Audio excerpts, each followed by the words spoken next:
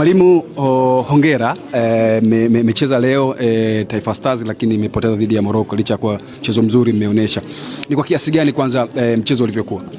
Cha kwanza mchezo ulikuwa ni mgumu, lakini tumepambana kadri ya uwezekano wetu na tumeweza kupata matokeo, lakini kopo sio matokeo yetu ambayo tumetarajia, lakini nadhani mechi imeonekana na jitihada ambayo tumeonyesha kuanzia dakika ya kwanza mpaka dakika 90, lakini matokeo hayakuwa katika upande wetu.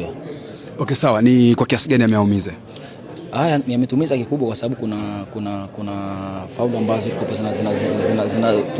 wanapata wageni kwa na referee alikuwa anawapa sana advantage. Kwa hiyo lakini tumejifunza kitu kwa hii mashindano jinsi yanavyokuwa na tumejifunza kitu. Okay, sawa. Mchezo wa pili leo unacheza baada ya mchezo dhidi ya Tunisia, umecheza na mchezo wa pili leo dhidi ya Morocco. Ni kwa kiasi gani wewe kama mchezaji pia unajivunia kushiriki katika mashindano haya ya CAF? Cha kwanza napenda kumshukuru Mwenyezi Mungu kwa sababu